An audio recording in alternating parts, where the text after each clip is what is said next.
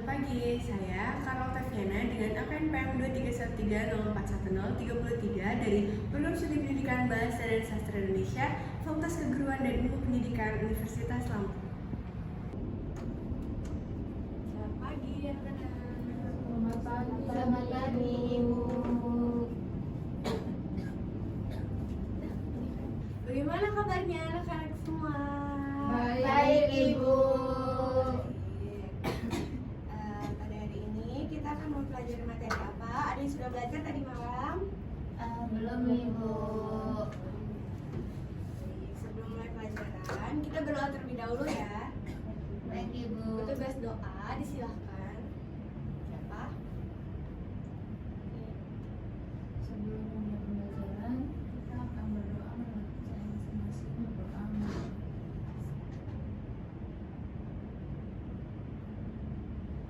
Berdoa selesai. Terima kasih Cindy. Ibu presentasi terlebih dahulu ya. Ya, Ibu. Cindy Aprilia Herlambang. Hadir Ibu. Hadir. Dia Agustian. Hadir, Ibu. Hadir. Ferdinanda Anggi. Hadir, Ibu. Hadir semua ya. Hadir, Ibu. Ada yang tidak hadir? Nihil, Bu. Materi sebelumnya kita mempelajari materi apa? Ada yang ingat?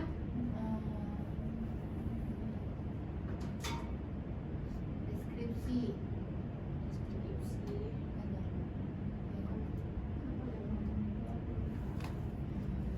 Jadi nggak belajar ya? Ya, Ibu. Bisa dibaca? Bisa, Ibu. Kita akan mempelajari materi Cerpen. memahami cerita pendek. Jadi cerpen itu singkatan dari cerita pendek.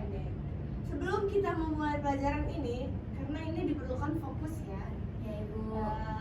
Sebelumnya kita sudah belajar, kita sudah latihan gini-gini nah. Terus sudah bisa dong, sudah semakin jago ya. Bisa kan? Bisa dong. Ayo kita ini tangan kanan menulis seperti ini, Kanan. tangan kiri menembak. Kiri nembak. Nah, yuk. 1, 2, 3, 1, 2, 3. Terus ini sudah bisa. 6 sampai 10, 7, 8, 9, 10. Sepertinya perlu latihan lagi ya. Ya, Ibu. Tangannya belibet, Bu. Kita akan masuk ke materi ya. Baik, Ibu. Pertama, materi kita akan membahas mengenai Cerita pendek. cerpen. Yang pertama ada struktur cerpen dan unsur pembentuknya. Lalu ada jenis-jenis cerpen berdasarkan tema dan tujuan. Selanjutnya ada cara membaca atau cara menganalisis cerpen secara Kritis. Karena pada saat ini kita diminta untuk berpikir secara Kritis. Baik. Interaktif. Baik. Cerpen. Cerpen adalah cerita pendek yang lengkap dengan tema dan konflik. Mempelajari cerpen penting dalam memahami sastra dan bahasa Indonesia karena kita saat ini masuk dalam pelajaran bahasa Indonesia. Betul. Baik, di sini dijelaskan ya. Cerpen pasti sudah tahu dong cerpen itu seperti apa. Ada yang sudah pernah baca cerpen? Oh, Biasanya cerita romance. tentang apa saja? Romance. Anak sekolah ya. Cinta-cintaan, sekolah. Di sekolah pasti ada cinta-cinta juga ya. Iya. Kesalahannya mati. Nah, nah di sini ada ciri-cirinya nih. Ciri-ciri cerpen yaitu singkat. Karena di sini cerita pendek. Kalau panjang berarti novel. Betul. Fokus pada satu peristiwa dan jumlah tokoh yang terbatas. Kenapa hanya fokus pada satu peristiwa? Karena kembali lagi ini adalah cerita pendek. Betul. Biasanya cerpen ini dibaca hanya sekali duduk. Biasanya Sekali baca. sekali duduk. Sekali baca kayak mana, Cin? Sekali baca gimana dong? Iya, Nanti saya pesan nggak ada gitu. besokannya nggak usah Kalau nggak bisa baca lagi sih nggak ada episode buat keduanya. Oh gitu. iya betul. Biasanya nih kita di teras atau di kelas pada saat jam istirahat. Biasanya cerpen hanya segini, Iya, hanya satu satu halaman atau biasanya bolak-balik karena nanti dijelaskan. Iya cerita pendek itu hanya berisi 300 sampai 500 kata. Lalu selanjutnya, nah di sini masuk pada tema atau jantung dari cerita pendek. Tema adalah pokok permasalahannya. Anak-anak yang ibu tebalkan itu adalah kata kunci.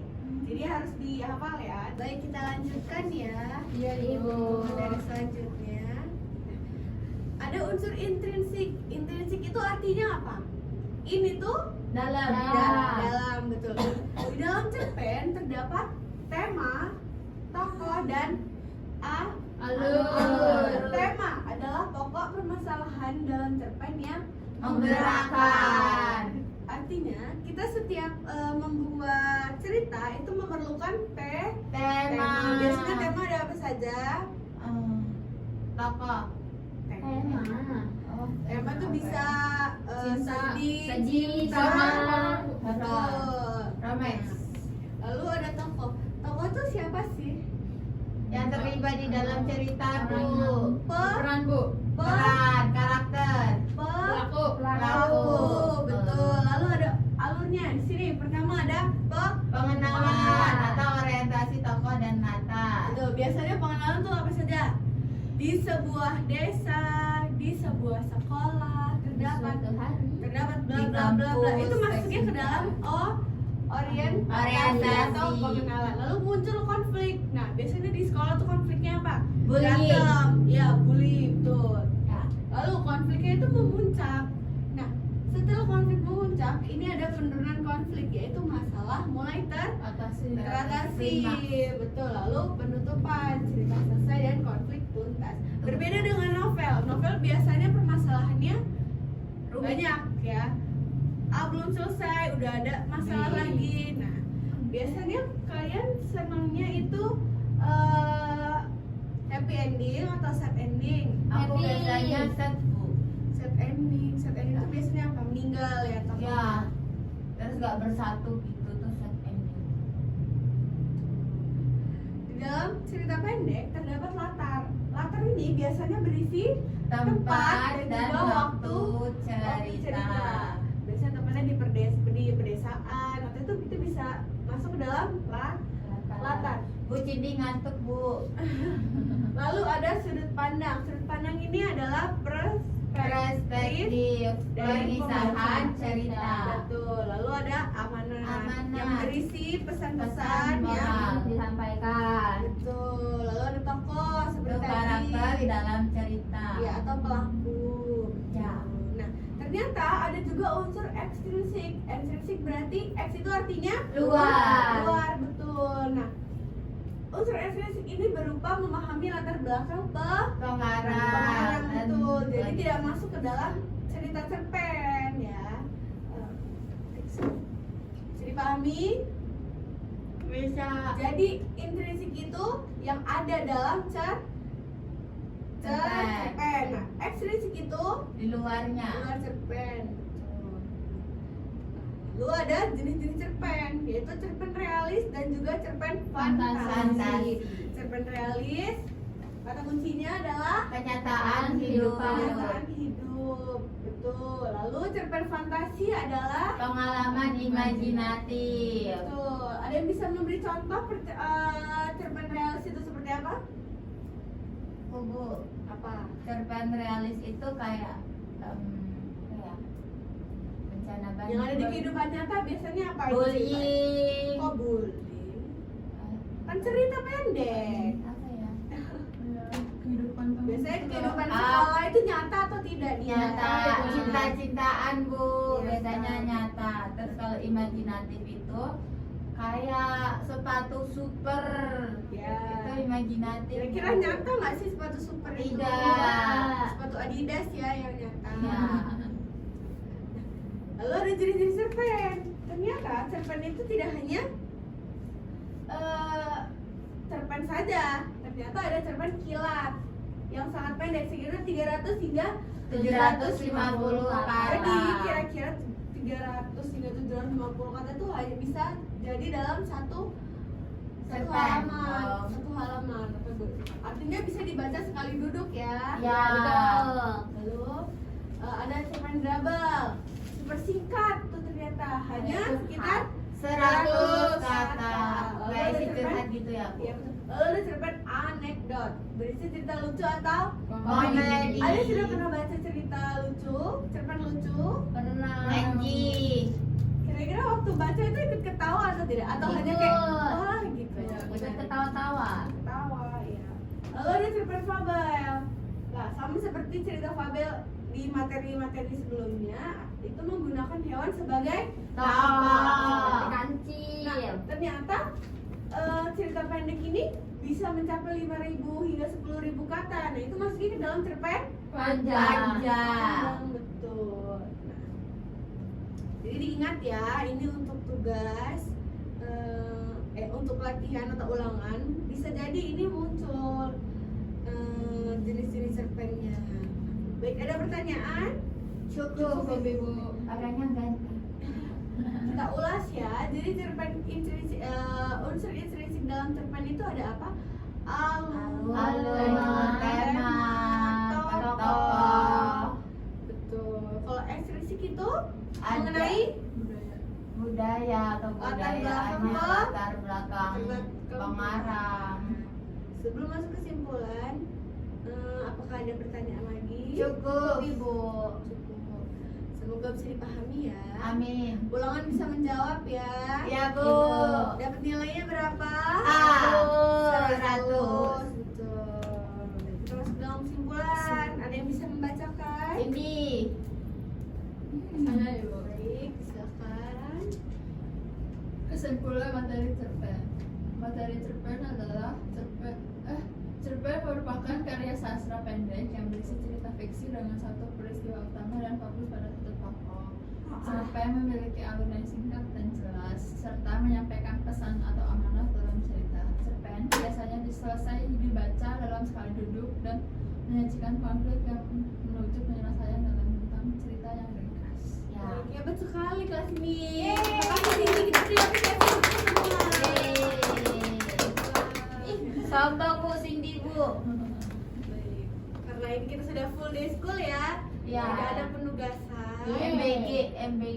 Tidak ada penugasan, tetapi Ibu harap kalian bisa memahami materi-materi yang telah kita pelajari sebelum-sebelumnya untuk UTS. Baik. Besok, minggu depan kita akan mempelajari materi teks berita. Ibu minta kalian membawa satu contoh teks berita, boleh dari koran atau dari media Poster. sosial. Berarti di print ya kalau Ya. dari media sosial. Baik, Ibu.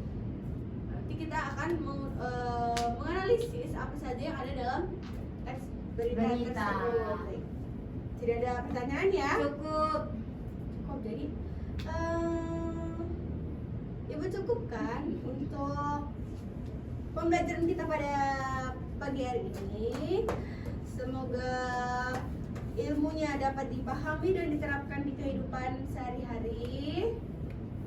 Ibu ucapkan terima kasih dan selamat pagi. Pagi, Ibu.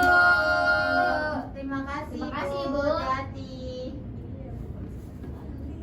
Iya, Pelan-pelan Bu, pelan-pelan Bu. Bu. Oke. Terima kasih. Terima Bu. kasih, Bu. Hati-hati, Bu. Selamat siang, perkenalkan nama saya Cindy Abdurrahman Lambang dengan MPM 2313041083 sebagai observer lisan dari keterampilan mengadakan variasi dengan nama calon guru yaitu Carolina Octaviana dengan MPM 2313041033 dengan topik teks cerita pendek pada tanggal 23 Oktober 2025 pada pukul 10. waktu Indonesia bagian Barat.